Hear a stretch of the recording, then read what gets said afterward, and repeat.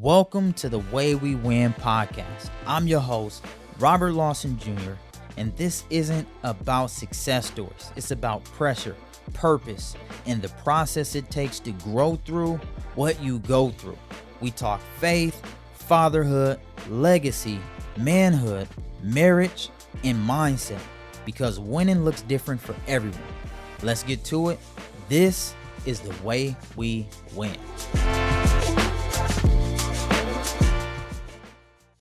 All right, welcome to the Way We Win podcast. I'm excited to have some guys I know personally. First of all, Alvin, the Flash Media Studios, jumped in with us just to have you. November's Mental Awareness Month, Health Month. I got my guy Josh Levias, known him since the 7th grade. Got my guy right here, Garcelle Zardis.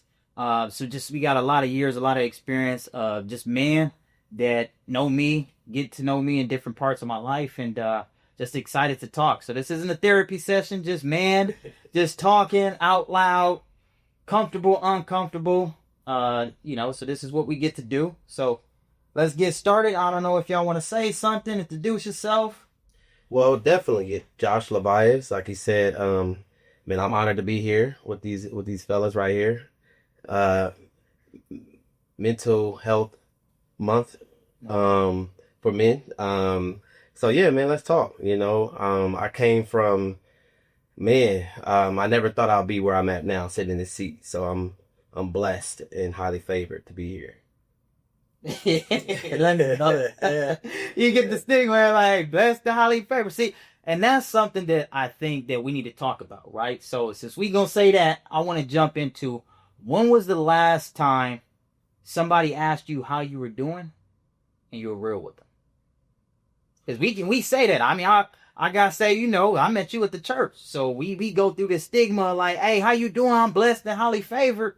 But you just got fired last week, right? You blessed and highly favored, and shoot, you paid your bill, but you don't know how you eating. So in a situation to where us as men, now I'm gonna get deeper into that, but when's the last time genuinely somebody asked you, hey, how are you doing? And you told them the truth? Well, I'll start off. Okay. Man, I can't remember, to be honest, where I genuinely gave them my opinion. It's a saying where, you don't want to hear any complaints or anything like that, because as a man and a father of 3, with the fiance at the house, you're juggling a lot, work, constant pressure, you know what I mean, in the sales industry that we're in. So, man, I can't tell you, honestly. I don't know when the last time I said how I genuinely felt, to answer that question. Yourself? Well, I guess it depends, right? I feel different things at different times about different subjects. So I say I have a good support system, and I think that's recent, right? I have brothers, we talk, right? We have the prayer call. I have my wife. So depending on what the topic is and what I'm feeling, I try to talk to somebody who would understand, right? There are certain things that, we talk about that other people don't understand because it's rooted in, the faith or just our walk and our journey. It's certain things I talk about with my brother because we grew up together. So he know exactly where I'm coming from. I don't have to explain context. I talk about certain things with my wife because it's still depending on the topic. So I think I'm not really a feelings person per se. So when you ask me how I feel, I'll tell you what's on my mind. Not really how I feel, but I'll tell you what's on my mind if you in my circle. Now, if a stranger or, somebody asks how you doing, so I'm good, right? Because I know that, you don't, not like that. You don't have value to my life. You're probably not going to come help me fix the situation. So I'm not going to tell you how I'm feeling. So I think that I try to be real with myself when I know I'm feeling a certain type of way about something, whether I'm angry, upset, or disappointed. And then I try to, bounce how I'm feeling off of someone who's close to me, who know, my journey, know where I stand, where I'm trying to go, and can understand where I'm coming from. And then, I will hope that they'll give me some good advice or just be a sounding board. Because sometimes as I talk out loud and I hear how stuff sounds, it's be like, all right, maybe I'm overthinking it, or maybe I'm I'm putting too much thought on something. So I think that, that's a good question. I know most times men in general try to keep things in and hold things in. I think to a certain extent I do that, but when I really want to like find a solution, I try to talk to people close to me. Okay. Are we telling people the truth, or you over there giving them a good old, I'm solid, I'm good? Well, I've this is my third project, and a lot of what they say about being on this journey, on this entrepreneur journey, trying to get places that people haven't been. Yeah. It is a lonely road. 100%. It is a lonely road. So, and it's not for everybody, and majority don't even understand. So even if I begin to like talk to people about it, there's only very few people that I can say something that would even, have some type of understanding, right? Other than someone giving some blanket response. Oh, I understand it. Yeah. You don't. 100%. I don't understand. So you're talking about just being an entrepreneur and having the experience, being an entrepreneur, building something, the lonely moments, the ups, the downs, the hopeful moments, right? I think whether it's the entrepreneurship, it's having a job, us, being husbands, fathers, whatever that looks like. The collective. 100%. So like you said, it depends on the person. It depends on if this person can help you, right? Half the time, my wife asks me, hey, how was your day? You're going to get a general response, right? Because I can't give her the truth. Yeah. And why? Why can't I give my wife the truth with how are you doing? Because like you said, can she relate? Right? And most of the time I feel like we think that certain people can't relate. So we withhold information. We give them a surface level answer. Or we just like, hey, look, even if I gave you the truth, it's almost like me asking my 6-year-old to help me pay the bills. Yeah. Well, you know what I mean? Pretty much. That's the way I'm looking at it. So what am I going to tell you to do? What I got this light bill due. What am I going to tell my 6-year-old that for? Right? So that's the way that I see it at times. So I think for me, it is hard to try to collaborate with somebody where you feel like they might not have anything to add to the situation. Not knocking my wife. I love her. Well, or don't even have a real comprehension. Yeah, that's one way of looking at it. I think the other way is they can give you an idea, right? They may not have the solution, but they can point you in the direction of something you may not have thought about. Because I think when we think of a lot of times you hear the word diversity, right? When I think of diversity, it's diversity of thought, right? You have like entrepreneur, right? My background is engineering, right? Some development, personal development, different things. I know Josh sales, right? You sales. So it's like we think different. When we go places, we talk, we're on different sides of the spectrum. But I do walk away with like, oh man, I never thought about that. Let me actually go look into that. Right? There's been plenty of conversations we had where I'm just like, nah, that's not how you do stuff, right? I'm like, this is how you do it. This is how you check. This is how you get the quality, right? And I'm going down my list and you can say something that's just like, that's not even in my process. But actually, let me go do a search on that real quick. So I think it's good to be open-minded.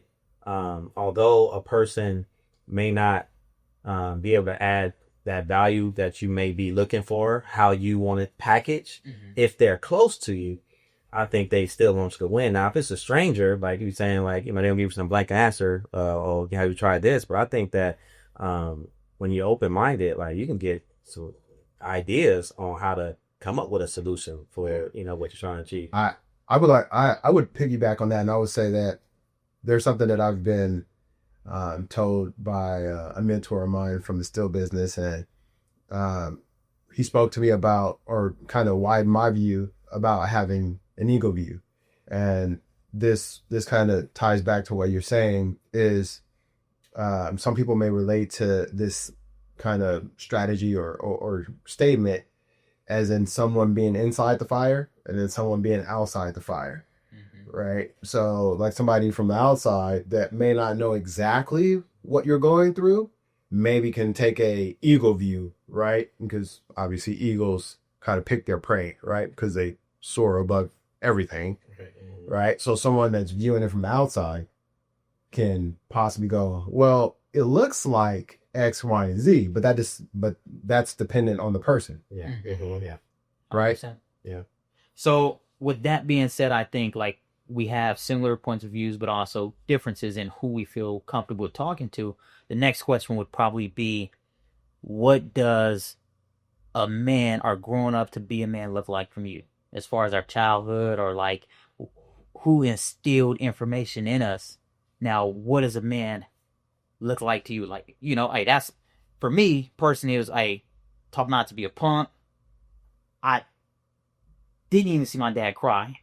Like growing up. So when we're talking about like what does a man look like providing,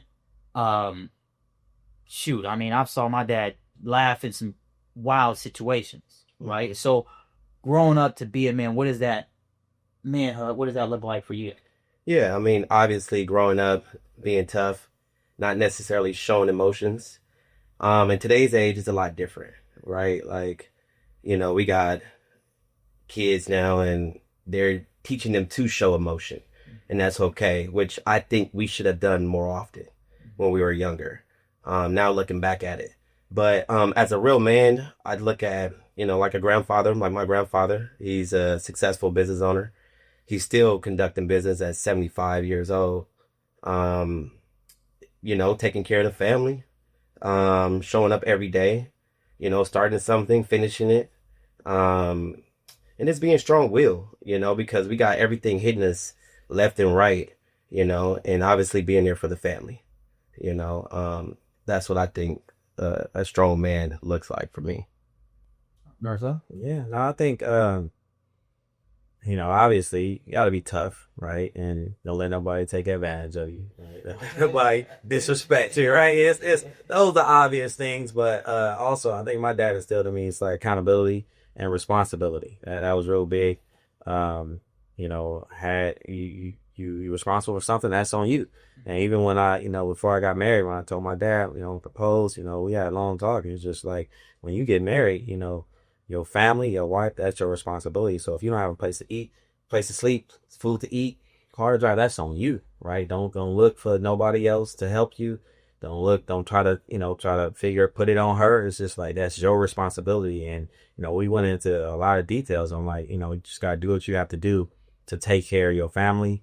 Do what you got to do to make sure that you are continuing to grow and learn, because whatever decision you make in life, you got to own that decision, whether you right or wrong, you got to own that decision. So I think, being a man is really about accountability and being responsible for what you say you're responsible for, not just saying you're responsible for certain things, you want a certain title, or you married, or you have kids. And it's just like, no, what comes with the title is responsibility, and you can't run from that and you can't hide from that. So I think, all in all, it's about, being respectful, being a person who's considerate, right? Because then when you are, the head of something, it's not about walking around and say, oh, I'm the man. It's like, no, it's really like making sure everybody's good, right? And that's like making sure you're more like a servant, making sure you are helping your family or whatever you're responsible for grow, right? So I think that's what I see as, being a man, and how I can sum up how I was raised. Yeah. So as far as the messages, it sounds like we have responsibility. You have being strong, not being taken advantage of. Like, are there any other messages that, what being a man looks like, have you heard growing up or think about now? So my father wasn't there. Okay. So my mom's oldest brother was like the father of the family. My grandfather passed early, so he was pretty much like the father of the family growing up. 5 boys and 1 girl, my mom. So he was like my father, and he was a Nam vet. Okay. He was a Nam vet. He was a medic in Nam, and so very, very interesting. As I grew up, that we never heard one military story, never seen him act out of character, never seen him mad, never seen him yell at somebody, my aunt, nothing, never seen a fight or anything like that. And so we were taught, just treat everybody the way you we want to be treated. You know, if he did get on us, right? Obviously, you know, we got weapons and stuff for boys. It was like 6 of us, right? With my cousins and everything. And it was very simple. It was, you know, it's right and you know it's wrong, which, you know, as having little kids, even my 2-year-old knows when she's doing something that she's not supposed to be doing. Right. Right. So, you know, once it got to, you know, having kids and things of that nature, like all those little sayings, right, that we've all heard growing up, like all of them like come back to you, you know. And yeah, so just, you know, treat everybody the way you be treated, which is something I live by every single day, right? Just treat everybody the way you want to be treated, right? Everybody has stuff going on. You never know what anybody has going on, right? The road rage, the this, the that, you have no idea what that other person is going through. So you need to take that into consideration, you know what I mean, before whatever you do, you know what I mean? Because again, you know, you never know what's going on there. So, you know, just. And then sorry to cut you off. I just wanted to piggyback on that because I am similar. My dad wasn't in my household either. So that's why I mentioned my grandfather was the closest man of showing me what a real man was. So me now being in the household with my kids, I'm kind of like picking it up day by day, you know, like I didn't see that. That was like every other weekend or once a month when I went to go see my grandfather. You know what I mean? So waking up with my kids every day now and showing responsibility and accountability is like very like important. And, Agreed. You know, like that's what's going to separate, well, not necessarily separate, but this is what is going to help the next generation coming up. You know what I mean? On how to be a real man by showing them every day, you know, what it looks like waking up with mom, waking up with me, you know, speaking of my sons or whatever the case may be, and showing them how to get through the day. So with this being Men's Mental Health Month, right? Like for real, I had to think about it. I'm like, wait, what? But now we can all agree on this accountability, this responsibility, it's being strong, being present, right? But when have you had a time where you needed to appear strong, but you were breaking down inside? Like broken, like, and I'll go first. It's just so this is a form of transparency, right? Like being an entrepreneur. That was one of the hardest things in my life, multiple times. Like I've started, y'all know I left John, did certain things. And, you know, you want to go to work, you want to provide, right?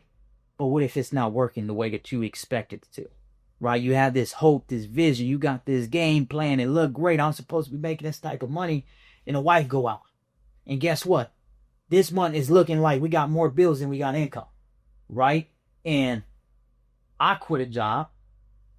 I'm expecting to make it happen. I remember a time I'm crying while my wife is gone. God, did I make the right decision? So I have to appear strong because we have 2 kids. I'm an entrepreneur. We got business bills. We got bills at the house, credit card, all kind of stuff like that. So mentally, who do I talk to? Who can I go to? Right? You get laid off. I got laid off the job when my daughter was 4 months old, right before COVID. Right? Then started another business and I'm going to work every day and I'm trying to go early and I'm putting in the work. And I'm sitting there and it wasn't working. And I'm at my desk and I'm like, God, all I want to do is break down and cry. But like you said, who can I talk to? Who can I talk to? Hey man, I didn't start this business. I got this game plan. I'm putting in the work. Can I go talk to my wife? Hey babe, you know, hey, I ain't got it. I don't know if I can keep doing this. Right? What do I do? Who do you go to? Right? So has there been a time that you needed to appear strong, but was genuinely broken inside? My dad died, another one. I mean, I saw him die. I went to work the same day. And only because it was easier for me because I knew what to do at work and not to do with my emotions. Not to do with my feelings. So appearing strong, hey, you good? Yeah, I'm good. Right? You good? Honestly, I didn't know how I was doing. I don't even know how to talk about it. Yeah. Right? So we talking about this responsibility. We talk about showing up, accountability, handling your business, right? Where do you go? So, yeah, there you go. I got a couple of examples, but who want to go? Anybody can jump in. Like, look at them. See, look, I want to go, huh? You know, let's give people opportunity because man, I can give you a long-winded answer, but I don't want to take too much. Yeah, I don't take too much of the time. Well, I want to like hear a story where you had to appear strong but was broken inside. Not a response to me, but like a story where you had to appear broke, where you had to appear strong. Well, I guess why do you have to appear strong? That's how I was taught. So that's what I'm saying. That's where you gotta go back to each individual is different, right? Yeah. So you gotta define appearing strong. What does that mean? Like I think it's okay to cry. If you need to cry, let it out. You still gotta take care of your responsibilities, but you gotta do whatever you need to do to like just push past that moment. So I'll give you an example. There's plenty of times in my life where I felt like, man, what's going on? I got stories for days, but I ain't gonna go there. But I'll say, man, when I was trying to get my engineering degree, I was struggling throughout school. Like engineering was hard, right? That was like super hard. But not only that, while I was in school, I was married, where we just had our son, and we had our own place. So we talk about the responsibility. We had a place. We got 2 mouths to feed. I'm studying engineering, which I did not understand. Right? I had projects due. I had tests. And then so my day would start. So essentially for over a year, I would wake up at 4 a.m., do some homework, go to work. I was working kind of like part-time. Go to work be there for 7 a.m. So think about the commute, right? We SoCal, like it's a commute. So you need about an hour, 45 minutes. Try to be to work for 7. Work from 7 to about 2. Have lunch, go to school from like 3 to 7 p.m. Then commute back home another hour. So I was doing it. That was my day to day. And I was still like struggling, failing classes. Didn't have enough money for anything aside from rent and some food, right? Car breakdown. What you got going on? You need some clothes. You got, Pampers. And, I remember we had went to County Bud and tried to get on EBT. And I ain't gonna lie, man, I ain't got nothing going on. I filled out the stuff. We got denied. So I'm like I sat in had a little office. We had 2 bedrooms, had a little office where I used to do all my homework and do all my studying. And like one morning, like 4 a.m., I just cried. But I'm doing everything I know how to do to try to make things better, right? And the grades wasn't good. I'm on the verge of getting kicked out, right? Barely got enough money for rent and food, let alone gas money. I go seek help from the county. They deny me, right? So I think that that was a moment where, I cried, but then, ultimately, when you talk about who you go to God. Yeah. Right? So, but did your wife see you cry? Did she know that you felt that way? No, because I don't like crying in front of people. But that's my point. But I'm just saying, like, I know what I like doing, what I don't like doing. So it's like, I cry, but I mean, it's like, I felt like the situation I was in was solely on my decisions. Mm-hmm. So that's why I didn't feel the need to like, okay, go cry to you after you then got to this point. It's like, okay, you struggling in school. There's a reason why you're struggling in school. You're not studying enough. You probably not focused on the things you need to be focused on, right? You not managing your money well, right? So when you should be studying or should be making better decisions, you're trying to hang out with friends on the weekend or go see family, go back to LA, it's like, it's different things that I was doing that I could have done differently. So I think that's why I say, I cry at that moment. Now, I don't think it would have been necessary to cry in front of anybody, right? It was just a moment where life was hard. I had a breakdown, and you go to God, right? And you get, some guidance from other people who are close to you who can like maybe help, make some decisions. But I think in general, like there's gonna be times where life is gonna be tough, right? And it's and that's why I think too, like we had the foundation to go to God. Mm-hmm. So yeah, when I was crying, I went to God and was, before that, and then you kind of get up and get back on your game plan. But my wife didn't know for years that I had that moment, right? You didn't know, nobody knew, right? So are there like a moment that you actually had, Josh, Alvin, that y'all want to share that you have to appear strong, like legitimately, because if your wife didn't know that and you still having to pick it up, like some people don't have God to count on. So Yeah. I mean, I don't know, man. There's a lot of times, man. Right. There's a lot of times, especially this, this is my first project on having a partner, right? Which is a whole nother thing, right? Building and getting revenues up, and when revenues aren't there, right, taking future profits, right, back and forth with your business partner, and things of that nature. Even prior to that, right, when I had other projects, and I was a realtor at the same time, properties not closing in time, right? Escrow, this escrow has went 47 days, right? It's supposed to be a big payday. Yeah. Right? But money getting tight. Yeah. Money getting tight. Nobody know anything, right? My girl don't know what any of the bills are. Yeah. Right? Ask her what the bill is. She don't know. Right. Yeah. Right? The kids, the shoes, the this, the clothes, the Christmas. Yeah. Right? So man, I have a lot of of those situations where it's literally right there, and I think that this comes from people who've been in sales. I went into selling cars like right out of high school, and then probably about 6 months after that I went into selling RVs, right? And so I was, I don't know, 19, 20 years old, and we're selling RVs at $500,000, $600,000, $700,000. This is in 2000. And even thinking back now, I didn't even realize how much money that actually really was then. Right. Because that's a lot of money now for somebody to spend on an RV. 100%. And, so I was groomed in the sales world with, Wells, these guys that, making $70,000, $90,000 a month, selling RVs. People didn't know what type of money was actually in those type of coaches.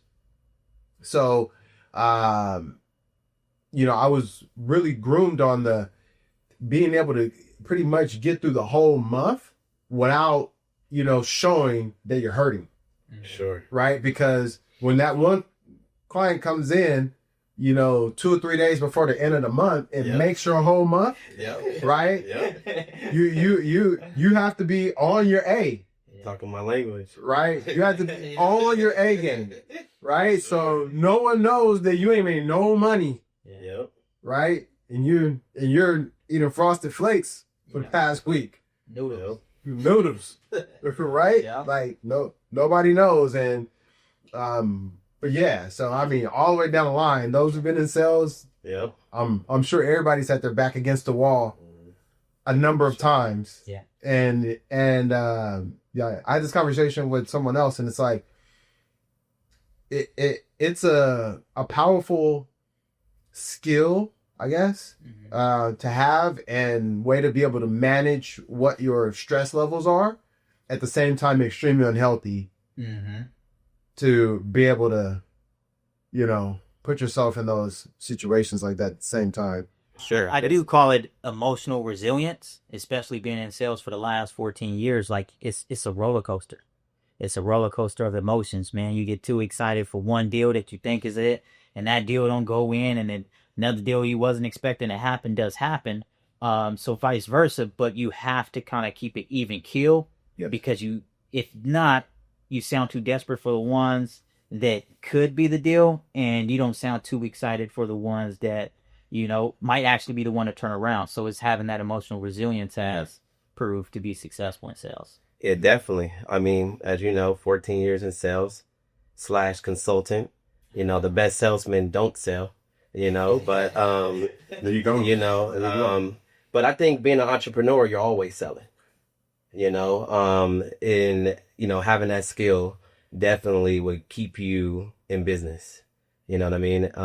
Whatever that may be, your product or whatever that is. Going back to the question as far as like the last time when things like hit the fan. wasn't too long ago. I mean, I'm sure you are aware, man. Like, I was a VP at the last company, pretty high up. I never thought that anything could happen to my job. And, you know, when you've been making decent amount of money for a few years, you start accumulating bills. I'm looking back like I never get these bills. Like, nah, I know how to cash flow. And then, you know, me and the owner, didn't see eye to eye, the business partner, you know, didn't see eye to eye. And obviously he had rank and showed it, you know, and pulled the rug right up under me. And, you know, wifey at the house, obviously I'm providing all the bills. And, you know, yeah, we had a little savings, but it was going out quick. You know what I mean? It was going out quick.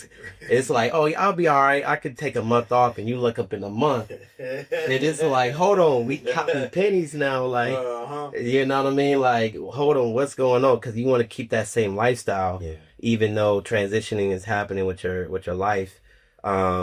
So yes, I was in panic mode. You know what I mean? Because that was one thing that I fear that I've seen in real estate, where a lot of big players in the game lost everything. And I was terrified for that, you know. So man, that was tough times in my relationship. You know, you said seeking God, boy, I was on my pause. I was praying. Let's say that. I was praying. I was praying.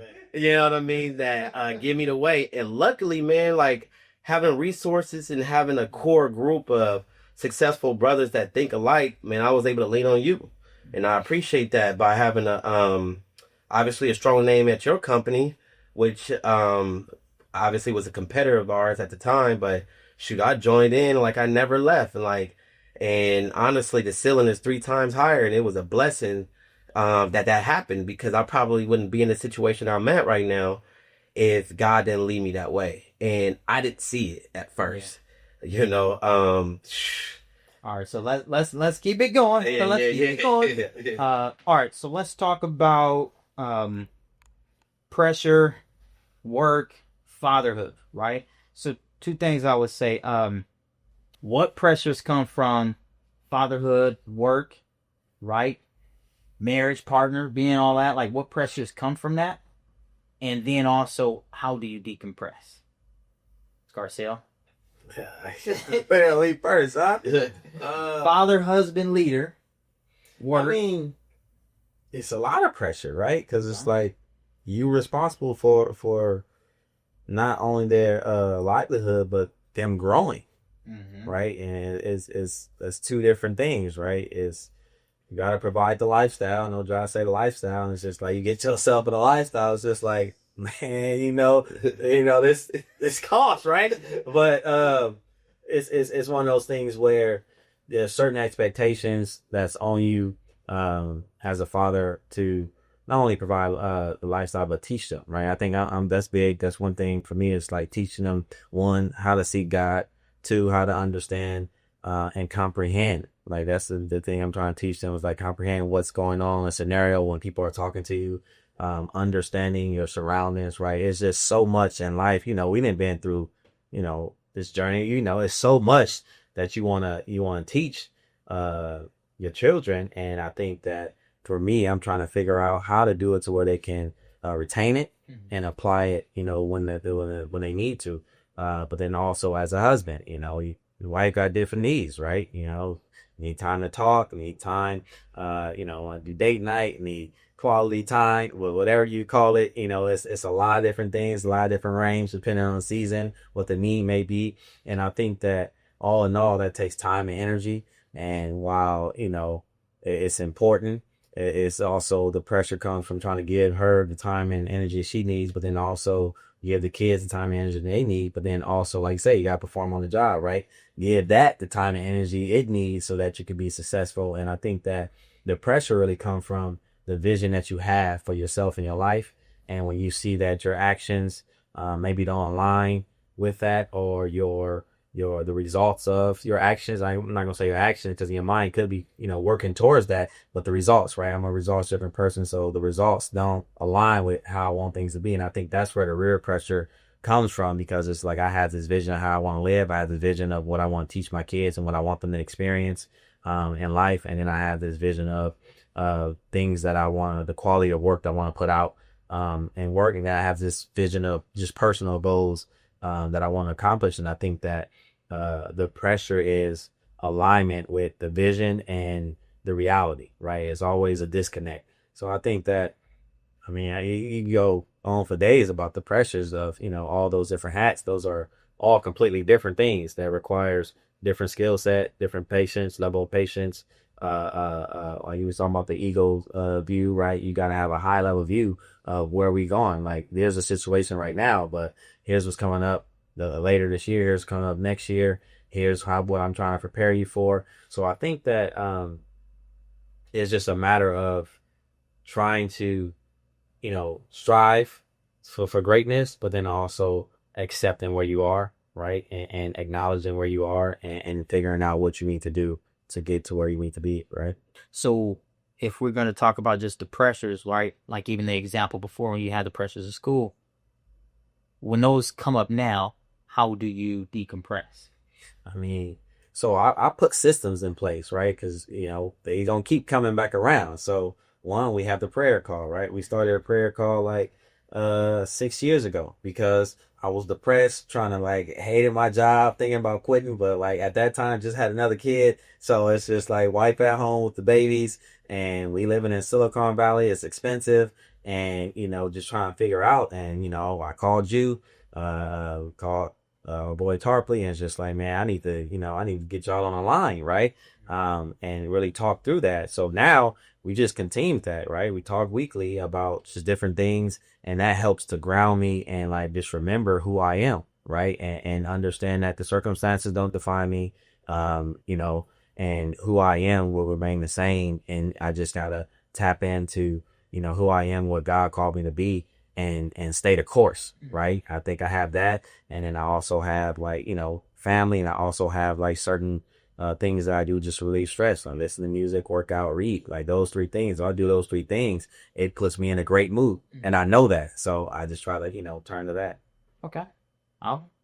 Let's talk about, any pressures that come with any of that stuff. Yeah. So the way that I manage pressures is usually silence and I know that there's light at the end of the tunnel. Like because that's just because I've been through so many situations that I know that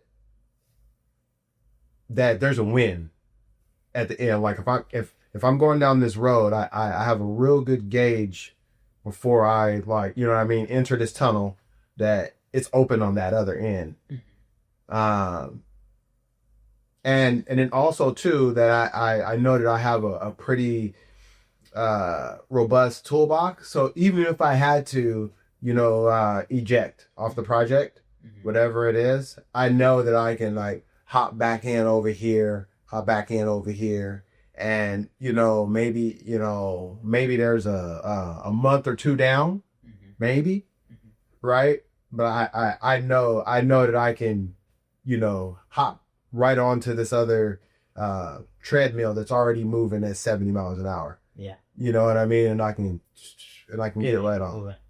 Right. So it's a I don't know, again, like it's probably, groomed just from sales. Yeah. Right. I know, and like you said, it is consulting, right? Because, I had success from helping people and pushing people into the decision that you already wanted to make. Yeah. Right. Like I didn't do anything different. I didn't do anything special. You already wanted it. Yeah. Right. So, all I did was make you feel good about your decision. Right. Right. You know what I mean? And support it, obviously, and give you guidance on what's the best route to take. Yeah. Right. So I have this, I don't know, level of confidence, I guess. What I'm hearing is when you're dealing with the pressures, and it sounds more of like financial, the work part, the providing part, not only do you focus on what you can do, but you also have back pocket moves that you know that you can transition to that Yeah, will support transition. his I liked how you something used like that transition. Mm-hmm. A lot of people need to hear that. Yeah, You know what I mean? That it's a transition. for sure. Because a lot of people think that they're, whatever the situation is, that they're losing. Yeah. Right. Right? Yeah, I mean, you're not actually losing, 100%. as long as you put one foot in front of the other. Yeah. Keep getting up and getting at it. Yeah. For sure. All right, Josh, any precious family, faith, word? Well, decompress. I stay busy, and I'm in. The family. They need their time. Definitely, they come first. But man, I just started golfing. I got a bike, Harley. You know what I mean? I'm on that.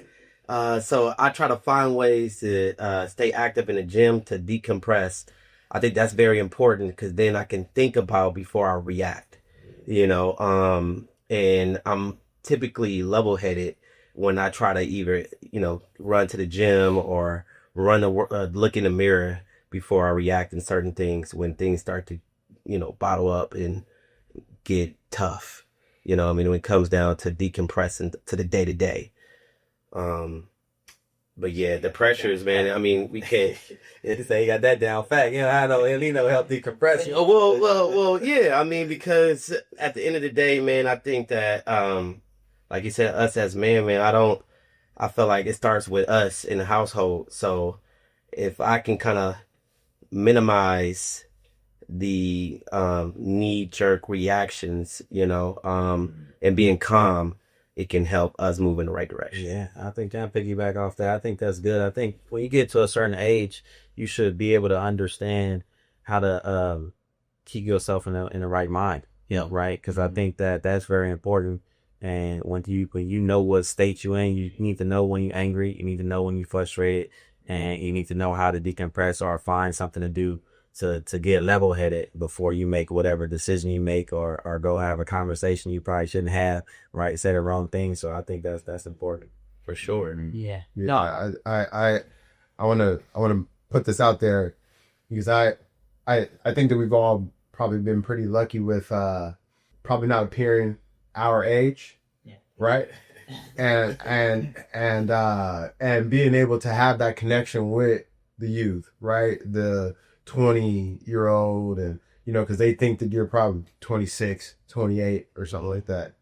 And one of the things that I heard an older person say one time to a young person is, don't make a permanent decision for a temporary situation. Yes. Right? So to touch on what both of you guys talked about right now is, understanding obviously what the severity of the situation is, what the urgency of the situation is, right? But also understanding if it's not managed correctly, what else can happen, right? So being able to manage that and having it, okay, all right, we're in a situation, right? And it needs to be handled this somewhere over here in this type of way. Because as soon as it gets radical over here, right? Right. I turned into something completely different, right? And none of that's ever going to even help with whatever the situation is. Yep. Right. So having that comprehension obviously helps. I would assume helps majority of men regulate. Yeah. Right. And another thing too is how we started talking about, like in the very beginning. One of the things was, the kids now are being taught about emotional, intelligence or regulation or things of that nature, right? And I think that there's good, and I think that there's bad to that. You know what I mean? Especially when we start talking about young men, one, and young men of color, two. Right, is we see what happened with the people who act out of emotion. Yeah. Right, regardless of whatever color they are and whatever gender they are. Because as soon as someone acts out of emotion, it's typically not good. Yep. Right, so, I think that that's the bad part of pushing kids into, focusing too much on their emotions. Yes. You know what I mean? Yeah. I think everybody can kind of relate here. All of us have, or we're not too far away from the 2 age to 6, 7 age, where those, where we probably see the most spikes with all of that, Well, I have a teenager and another, a 13-year-old. You right behind me. But no, I love everything that I feel like we've been talking about here, right? One thing is the situation is temporary, right? Like as you went to engineering school, that was temporary. You got this job, that might have been temporary. The kids being young, that might actually be temporary. So like you said, being emotional for a temporary situation, there's not a permanence to that, right? We have another day, we have another opportunity, right? We have a new situation, we have a new venture we can do if this temporary venture did not work, right? Then I'd also think you talked about community, right? A lot of people don't have a community that they can tap into, and like you said, that prayer call. And I tell the wife all the time, like that prayer call, like that walked me off the ledge multiple times, right? You on a ledge, you thinking about doing this, thinking about making a permanent decision for a temporary situation. But when you get around another brother who may be going through the same situation, or who could relate, or who could walk you off the ledge and ground you back to the word of God, and that permanence of he's there, you're gonna get through this, or gonna give you sound advice. Or Right? He gonna tell you what you don't want to hear. You might not want to hear, but this is what it is. I think you're right, and I think the thing is that community is important, and we live in an age where I think people try to isolate themselves, just either playing video games or getting online or chatting with the AI bots, right, and like trying to remove the human from different activities. But we were created to have community, right? So I think that when you embrace that and you find there's so many different communities that, you can join or build, right? Like the prayer call is something we built. It was just a group of friends. Like, look, man, I'm struggling, and I believe y'all are, level headed. So listen to this scenario, right? And that's how it started. And it's just like, all right, well, here's, we understand, because it's okay to understand how you feel, right? But you can't make decisions off that, but you do need to know what state you're in, and then here's how you feel, right? But here's the long play, right? And then here's what's ethical, right? So you got to think about all those things. So you just gotta make sure you have people around you who believe in that, things like character, integrity, ethics, right? Because then the decision is not going to be based off of feelings. It's going to be based off, this is what's right. Yeah. Yeah. But also too, it was another thing that you brought up was self-care, and you was talking about systems, right? So when we create these systems in place that help us to kind of regulate whether or not it's waking up and going to the gym, right? Like you don't have to go to the gym, but we get to go to the gym, and when we put ourselves through that type of pressure, it already creates this level of obstacle that we've conquered, and then it prepares us for something else, some other obstacle that may come later down the line, right? So the systems between that, stand in your word, so you ain't got to always just run to God when you're in an emotional situation. If I'm standing to the word, I'm a little closer and tapped in, or not like, hey God, I ain't seen you in 2 years, but you get me out of this one, right? So I think it's creating those systems, and like you said, even decompressing, going out to go golf, and hey, this is something I enjoy. So I might 90% of the time be locked in with this entrepreneurship or dealing with this stress at work, or made it through. But you know what? I enjoy the golfing situation, right? I enjoy getting on my bike and just being free and just, you getting on that hard, huh? So get started. Yeah, exactly. Get started. But decompressing where it makes the 90% work and the 10% enjoyment worth it. Right? Definitely. Because we got to work, us as men. You talk about responsibility. You talk about being that father, being that leader, sometimes being emotionally resilient, right? Like a lot of that has helped us. Yeah. And sorry, I just wanted to comment on the youth, man, because honestly, like, just me going back, I was born and raised in Compton, California. And that's when I started, hey, I'm blessed and highly favored, man. I never thought I'd be in corporate, being diverse with the different nationalities that I speak with and everything like that, and not making permanent decisions off of my feelings at the time and being able to control that. My future is still bright, but making those decisions back then helped me get where I'm at right now. And that's one of the biggest like goal that I want to have, is to instill that in my kids. Mm-hmm. I got a 14-year-old daughter in high school right now, and she lives with her mom most of the time, and when she's with me, it's like I'm trying to put everything in her, mentally, physically. Hey, we walking, we running. Hey, we reading, we get into it. So, because she don't have the luxury of me waking up in the morning, Monday through Friday, to instill that stuff. But, our young adults right now, man, like the future is bright. What you're going through right now ain't gonna last. Like you're gonna be able to get to that light at the end of the tunnel if you keep that foot forward. And yeah, that's something that I really want to just emphasize. Mm-hmm. Yeah, no. I the youth is huge, man. And there's so much. They're so inundated with like technology and social media, like this influence to that like it's wildly reckless. Mm-hmm. Is and 14, like 13. Yeah. Man, if there is the most important timing, I believe it's that little span right there, like that 13, almost probably even like 11 to 15. Yeah, it is, because by then they have a phone, mm-hmm. right? So it's the Wild West. Oh, for sure. It is legit the Wild West, right? Like even if your kid is good, yeah, for sure, that doesn't mean that they don't have curiosities. 100%. Right? You know what I mean? If they got the phone, you can't stop them. Man, yeah.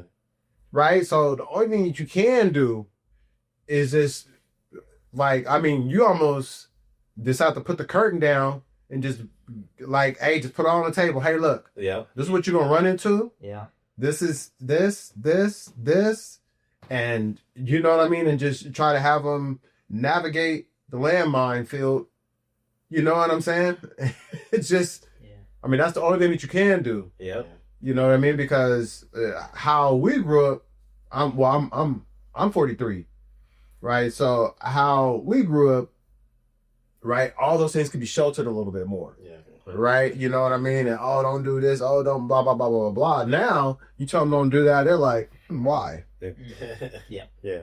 It actually, they go run to it, and, having those conversations is very important. The awkward conversations.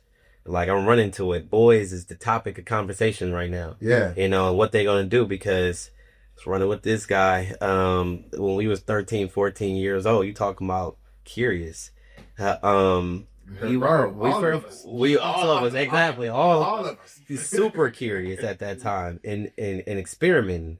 You know what I mean? So, yeah, man, we gotta run to those conversations right now and don't run away from them. Oh. So in that situation, then let's talk about male role models, right? Obviously, I think our goal is to be that leader and to be that role model. But who did you run to back in the day to look at as a source of strength or somebody to follow? I know you talked about your Papa J, but what made that a role model, and what was a source of strength that you felt like you wanted to follow? Well, first and foremost, he was there. Yeah. So he was my blood running through his veins. He was there. That was 50%, I think, of it right there, right?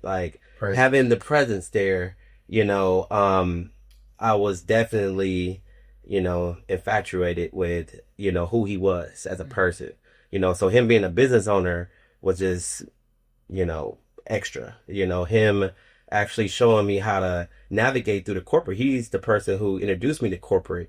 Man, he had me embarrassed passing out flyers or on the phone with people, and I'm nervous at 14, 15 years old, but it expanded me, and now I can get on the phone with anybody, so he was my superhero.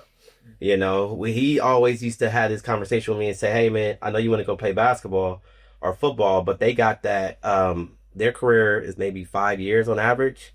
If they're lucky, you being in corporate, you can do this forever, and make a livelihood for yourself. And at that time, I remember I was a junior going into high school. It was a decision of me either go play basketball or go work in the law office as a paralegal, or a beginner at that time, becoming a paralegal, and then now I'm in sales. But I mean, I want to give kudos to him, for help shaping my life for sure. Yeah, no, man, my dad was super present. My dad, he raised me. I'm two parent household, so my dad was super strict. Like if you meet him now, you'd be like, "That's not the same dude that raised you," but he was super strict. And he made me read a lot. He used to make me read different magazines like National Geographic's, Modal Trend, and then he had a whole bunch of books on like Black history, and some people who made a difference in this country, and reading about just different things, right? He was big on. He used to always say, "Don't be no dummy." So he used to make me read, and then he was real strict. Couldn't wear no white tee out the house. Couldn't wear a do rag out the house. Like not at all. I seen him do that same. How you doing now though? Got the do rag on, like yeah. So he couldn't do that, but he knew what time it was, and he also he kept me and my siblings busy. So we couldn't really get into too much trouble. So it was like we played sports year round. We started out playing every sport. We did basketball, we did football, did soccer, did baseball, then landed on soccer and baseball. And then he even coached me. He coached all of us. So it was 5 of us. He coached all of us. It's 4 boys, 1 girl. He coached all of us. He dedicated his life to, making sure that he was present. My mom was present too, helping, making sure everything was straight, because it is 5 of us. So I think not only was he present, but he was showing me things that this is what you're going to need. They're going to talk about accountability, responsibility. Just like, you don't feel like going to practice, you going to practice, right? Not only you going to practice, I remember when we first started soccer, we didn't know nothing about it. He took us all to the Inglewood Library and made us read books about soccer. And that's how I think we got good. Just like most people just pick up stuff naturally. Yeah. It's like, no, you're going to read all the rules, right? You're going to learn all the drills to practice. You're going to learn different skills. Then after he read the books, he brought us VHS tapes of demonstration of drills and made us practice these drills. So he was like real militant. It's like, you're going to read, you're going to practice these sports, you're going to, go to school, handle your business. And after that, we didn't have much time to do nothing else. But in that, I learned how to deal with different people, right? You deal with certain groups of people in each sport, right? But particularly soccer and baseball was where it was challenging, but that's where I was actually better at soccer than I was basketball, so we went that way, right? And then same with baseball, but baseball, it's a different group, different class of people. Where I was playing, I played travel ball, so this is like Manhattan Beach, Redondo Beach, Hermosa Beach, right? And it's just like it's different. And I come home and I got a different group of people. It's like but that showed me now. It's like, man, you can talk to anybody, you can deal with anybody. Same thing with soccer, right? It's heavily Mexican in Southern California. So I spent a lot of time around them and understanding that. And it's just like, oh wow, like it's different people in this world that come from different backgrounds. You have to get out your head what you perceive something to be, and just learn how to communicate with people, learn how to work with people on a team. Like we want to win, like so. My dad was definitely a huge influence on me being who I am now, and just the work ethic and remaining level headed, taking accountability, responsibility, and I'm trying to do those same things with my kids. And I will say, aside from him, I was blessed enough to have uncles and older brothers too. So it's like, man, I was super spoiled in that way. Like even if I try to get out of line or try to have a crazy, like I had people all around, like, nah, come here, sit down, let me talk to you. So we're gonna have conversations. I had a lot of conversations with my grandparents, my grandfathers was invested. So I think I was super fortunate, super blessed, because everyone around me was concerned about my well-being, and of course my siblings, but my well-being is not just like, it's good to be present. I know you mentioned you present, but like, it was like, nah, come take this walk with me. Let's go take a ride, right? Come sit here, let's talk. I see how you moving, right? We see what's going on, and, talking to do different stuff. And then even, at a young age, out of high school, start going to church.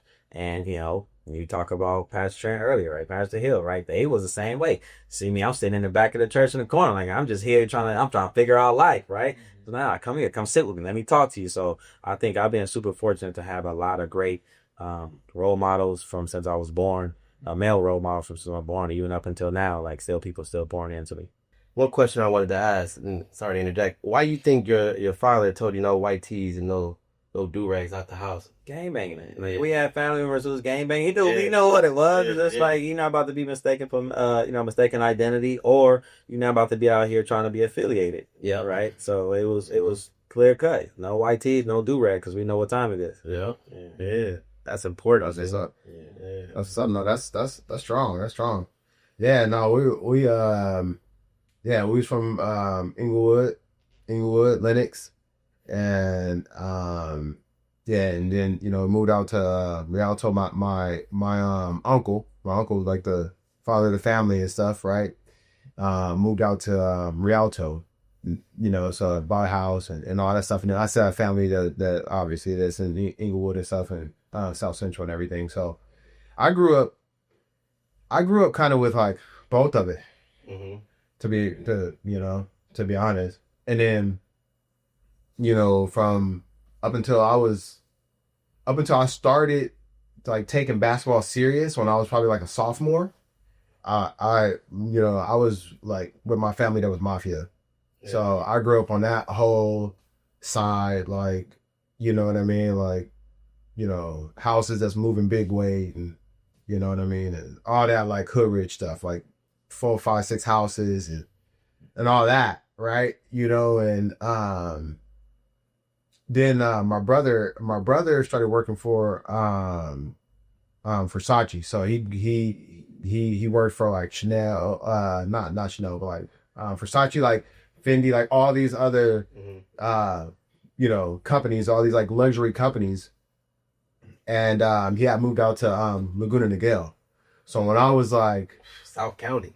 Yeah, so when I you know what I mean? So when I was like, I don't know, 15 or so, you know what I mean? I started kind of seeing both sides, right? And I started kind of seeing this, fork in the road. And then like, the person who I was with the most, my little godbrother and his family is the whole like mafia side, right? Like from like his grandmother, like his grandmother was like known like big mafia person.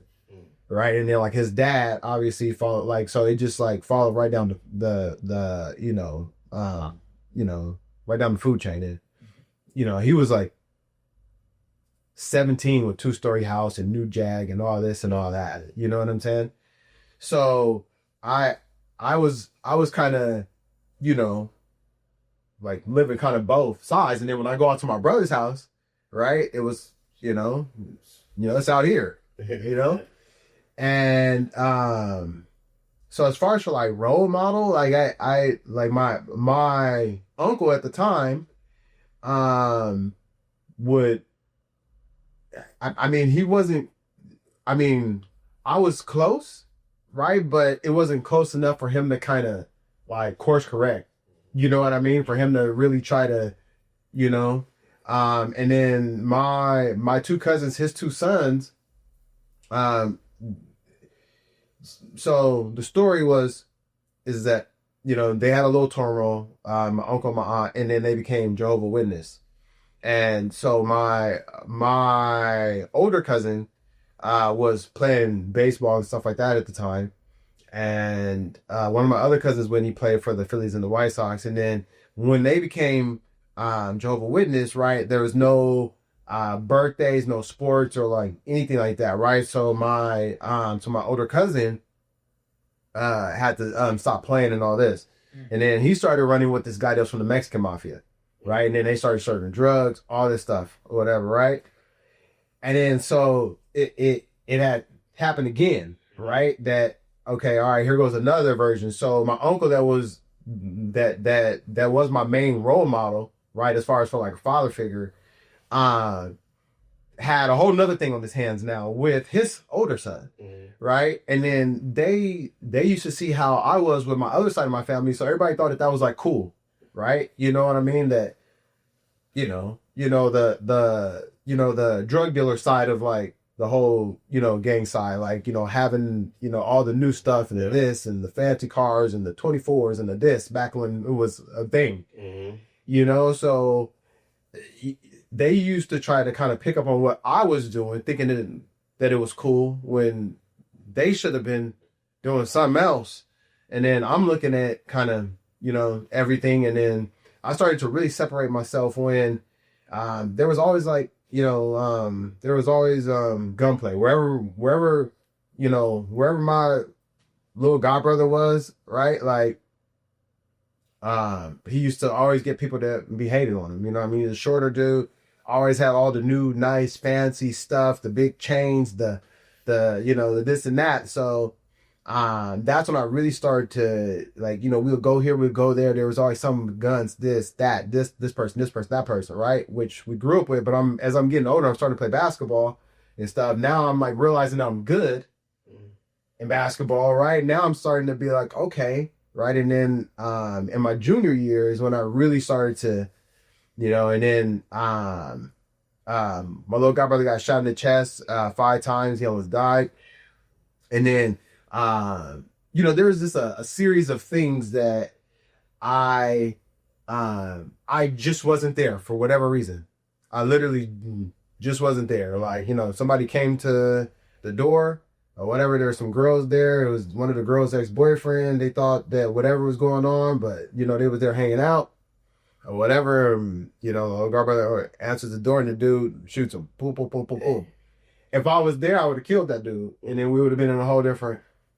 Yeah. You know what I mean? Yeah. So, and then there's other, things, but like, as I started to really separate myself, and then, I was like, okay. And then my senior year, I started to take basketball more serious, spent more time like away from my little godbrother, and like, okay, all right, let me just, try to stay in my lane. And then, working out every day, jump roping, jump shots, this, that, and the third. And then the thing that I think opened my eye also was that every time that I would come down to Orange County, like, even if it was just like the getaway for me to go drive or something, like I'll go down to the beach or I'll go down to like the Lamborghini dealership or the Ferrari dealership.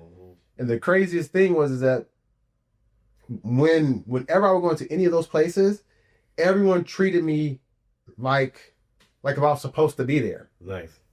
Right? I never got like profiled or anything like that. I never had those like experiences like where people are like, oh, they're just profiling me or they're this or they're that because I'm black or this or whatever.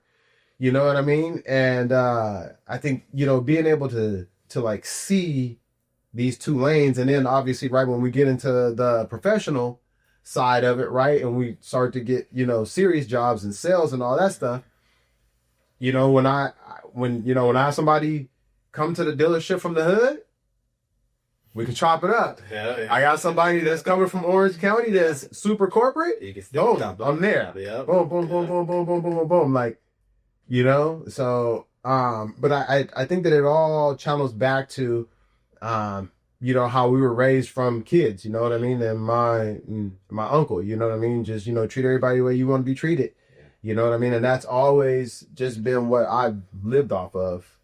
You know what I mean? But yeah, like not having somebody there and all that stuff. Like, I feel that I think the people who haven't had it, and obviously we have friends and family and stuff that did have it, right? Because I was close enough to see what it was like, but it wasn't for me, right? You know what I mean? With my uncle and with my 2 cousins, right? Mm-hmm.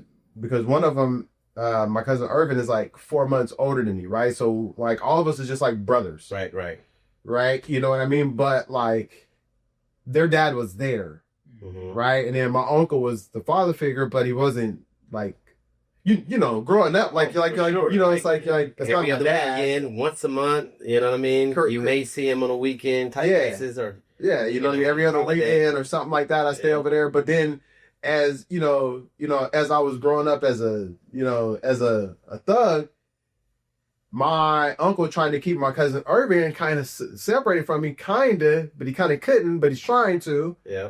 Right? It's kind of like, him trying to protect his son from what I'm doing. Like, No, that's important. And I think since we're talking about role models, we all have this exposure to certain people, whether it's direct or indirect, right? Like my dad being around when my parents got divorced when I was 15 or 16, he was still always in the picture, right? But I got exposure from my uncles. I got exposure from your people. I'm going to your house. I see verdicts, right? I mean, I see your Papa J. He tell us to take out our earrings, passing our flyers. You work for my uncle, right? I see my other uncle go to jail and then come out and become a nurse, right? So when we're talking about, yeah, the kids today and they got YouTube and they got all this exposure, we still get exposure from the world, from our cousins, from our family members. I go to my cousin's house and he's an active game banker. But my dad was the one saying, come inside when the street lights come on. Don't hang out on the corner. Don't go into people's houses, right? So I think we do get certain rules and guides from other people, but at the same time, we do want to explore this other side. So I go to school and he trying to push me to Lakewood. Now, guess what? I ain't hanging out with game bangers from Compton to Carson, but I'm hanging out with game bangers from Long Beach who wear skinny jeans and skateboards, right? And we break into people's houses. So we do get this exposure from role models, whether we want to or not. We just have to kind of like filter out and navigate. And sometimes one temporary decision can be a permanent result. Like you said, you can get shot. People we got in jail, right? So I think today, but you even said like the books, right? So there is a lot of information today, but pick up a book. Actually, the billionaire that has a book, the millionaire or the person that you look at and has an image of character, if you can't pick up his book, he might be on social media, right? He might have a YouTube. He might have one of these podcasts. So I do think as much as it might be this curse of too much information, actually you can now filter out what you do want to see, be exposed to. So I would say it's a double-edged sword, the information that we actually have. But like you said, we didn't pick and choose our role models. It just was. We didn't pick and choose our neighborhood. We were just there, right? So now, as we navigate, one, I think the goal is to be those leaders that we wish we had. Yeah. But then two, also know that you can tap into some of these resources, books, people online, right? Like, so, yeah. Accessibility is all there. Definitely. And the quality of life, like, you know, I think us being young and coming from the inner city, like coming to Orange County or, you know, outside of the LA County area, like the exposure was like, oh, like I don't got to look over my back, or, you know what I mean? Like the quality of life elevated so high, you know, to where that gives you a peace too. Yeah, so you talking about South County? Like I know we in Orange County, different neighborhoods now. But when I first moved to Orange County, I'm like, I didn't hear a helicopter at the, no police. And that was probably sent in. And you'll get on. But then I heard some people, man, they like, man, you live in Anna Crime? I'm like, Anna Crime? I ain't heard nobody get shot. No helicopter, right? So, like you said, the exposure, I definitely think that was a game changer. Right? Sure. Because when we were in the inner city, that's all I knew. Yeah. Right? And then I moved from Compton. Normal. Well, for sure. 100% normal. Yeah. But what about the people with new cars? Right? You talk about a Lamborghini dealership, Ferrari dealership, like, you never get exposed. I only started seeing new cars and Jordans when I moved from Compton to Carson. Yeah. I was like, dang, your parents got a new car? Yeah. Like the year we in today? Yeah. And then you go to, I was Lakewood. Yeah. I'm like, you seen this? Like, wait, what? Both your parents they went to school. My parents are high school diplomas only. Mm-hmm. You know what I mean? So sometimes, like, I mean, did your parents graduate college? Mm-hmm. So you was first generation, right? Mm-hmm. I got associates, not stop, but like you said, that exposure to South County and just different neighborhoods, that's a big deal. Yeah, no, it is big deal. Yeah, definitely. I mean, us being in Orange County right now, like. And Laguna Niguel, like when I went over there for the first time, it was like I didn't even know where I was at. Like I was almost out of it's a different part of the world. Seriously, you know what I mean? But you know, the fact that we was able to get there, man, or me able to get there, I think I just a blessing, man, for us making those decisions as a young man and pushing through, seeing that light at the end of the tunnel for sure. No, that's funny, man. My brothers back then, my brothers like, yeah, they paved the roads like every 3 years. I'm like, what? Yeah. Yep. It's like, yeah, man, you ain't got to worry about like potholes and stuff out here. Right, And right. that's what we used to do in cop. All you doing is dodging potholes. Well, how many times you went to the rim shop? Can't bend your rim up. You because you bend your rim like It's that's tough to even drive in the city and in the city. and then when you go to different neighborhoods and you see all these trees and you don't find a liquor store. I mean, their gas stations are hidden behind trees and everything else. You like, where's anything here? All I see is nature. Mhm. But you go to the inner city, you see dust, you see trash, graffiti, Man. right? So that exposure is Shoot, man, I live in Irvine, and it's like if I'm already like, okay, all right, it's 8, all right, what do I got to eat? Because 9 o'clock come, It's the whole city is shut down. it's closed, bro. Yeah. Bro, you ain't getting no fast food, bro. You need to know, like, you're like, man, Yep. your option is there's a mod that's open to 11, Yep. and there's In-N-Out that's open to 12 or 1, depending on which one it is. Yeah. For sure. And that's it. Otherwise, go home. Yep. Go, Yep. go. Like, what are you doing outside right now? Everybody's sleeping, ready for the Or alarm. go home. And but you want to know what else is crazy, though? This is what else is crazy. I get home, it's 11:20, 11:30, and you know what I mean? I park them in the garage, walking out. Lady walking on her phone. Yep. Paying no mind. No mind. 0. Paying no mind. Yep. Like, I'm like, just the other day, there's like 3 people randomly walking. This person, that person, and walk this way. This, it's 10:45. Yep. Yeah. Man, I'm I'm like, surprised you didn't say walking a dog, because everybody. yeah, like somebody walking their dog or this. Everybody walking a dog. Man, For it's been a couple times though, man. These ladies are walking just on their phone. Yeah. It's 11 o'clock. Yep.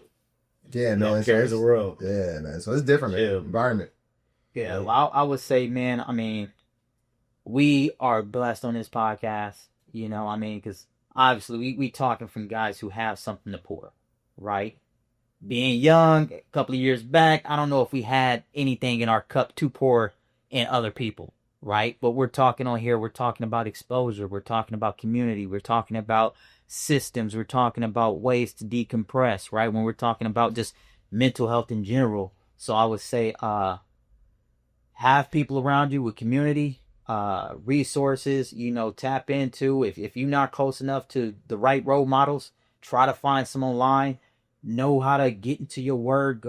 Read the word for yourself, not just blindly follow a man just because he's a man and he claims he's a man of God. Like, legit, read your word and make sure verify it, right? You know, a orange look like orange, round, circle, it should have some juice in the inside.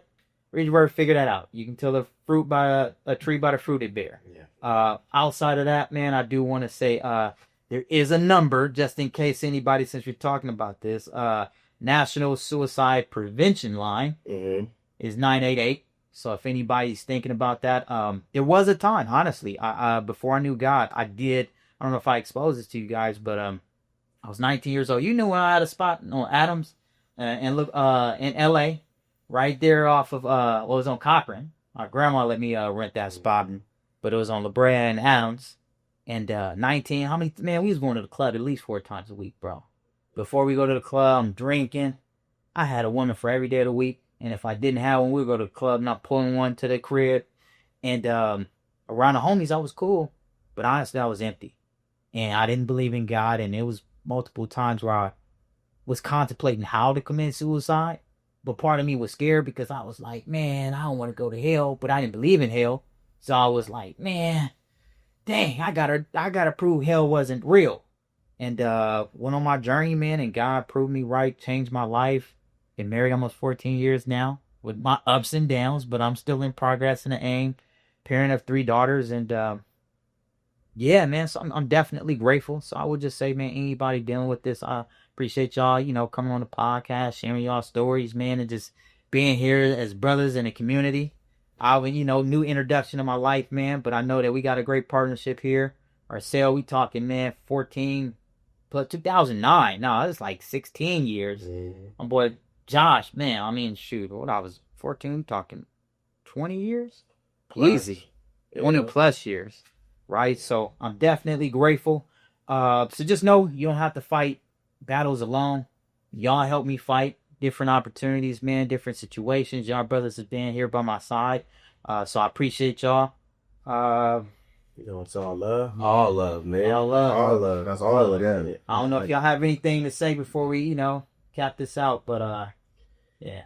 Oh man, yeah. I mean, it's a constant battle, man. Every day we get up, you make that decision to move forward, and just fight through it, man.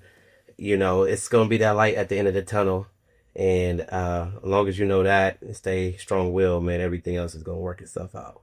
Mm-hmm. Yeah, I'll say, man, let me look at the camera. I'll say, each day we get a new opportunity. When that sun come up, right, that's new grace, that's new mercy to take a step forward. What happened yesterday, what happened 2 years ago, what happened 5 years ago, that don't determine or define who you are as a person. It doesn't define your future. So I think that it's very important to take that grace, right, and that opportunity to do something positive, to take a step forward, and to keep in mind that as long as you're breathing, there's an opportunity for you to get back on track and, to get back in alignment with what you need to do and who God called you to be, or just to make things right, So I think that, each time we get opportunity to fall off and get back up, we should be mindful of that and realize that in life, you don't have to do it alone, right? There's always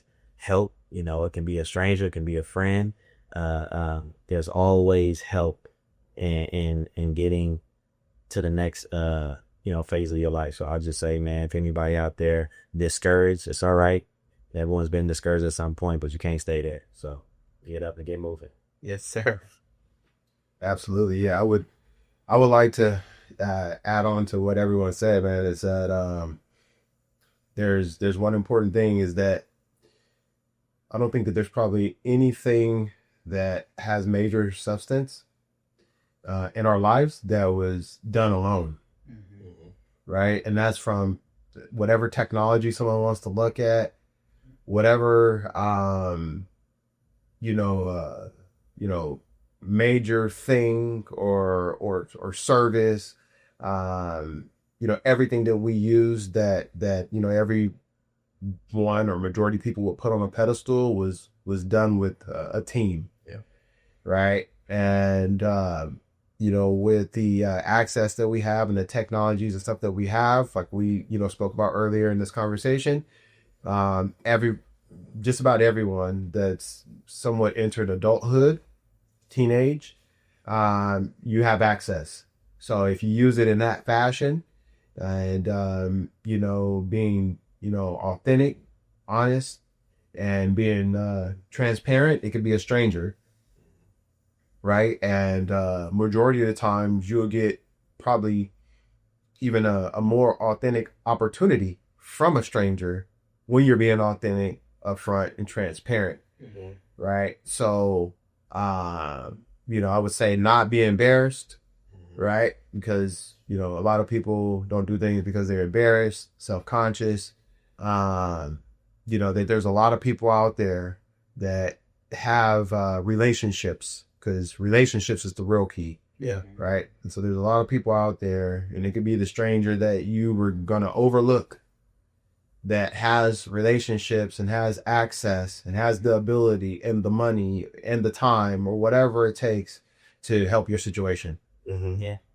So that's my 2 cents. Okay. Well, since this is the Way We Win podcast, let me lead this off with the WIN acronym. The W, I would say, for anybody is for worth, right? Know your value. Know that you're loved. Know that you are more than what you have or you don't have, right? I've had things and I haven't had things. And I would say don't tie your identity to things, but tie your identity to the God who created you, who loves you, who values you, right? So if you're focused on your worth with or without things, know that you're loved, right? And then if we're talking about the I is for integrity, right? We're talking about character. We're talking about staying true. We're talking about doing the right thing when nobody is looking. right? So the integrity is very important in this situation. And then I would say the N is for next, right? He said we got a new day. We woke up. We have a new opportunity, right? God has given us time. Time in a sense to where we can calculate and reverse engineer a year or a month or a day or a week, right? And each moment is new. So just because you had a bad minute or two or a bad hour doesn't mean you had a bad day, right? Just because you had a bad season, a bad year at school, doesn't mean you had a bad life, right? So I would say focus on those things, knowing your worth, integrity, building your character, and knowing that if you focus on the next step, you will continue to be okay. So thank you for joining the Way We Win podcast. I appreciate y'all. Yes, sir. And this is what we get to do. It's not a sprint, it's a marathon. Let's go, Gabe. Oh. This is the way we win.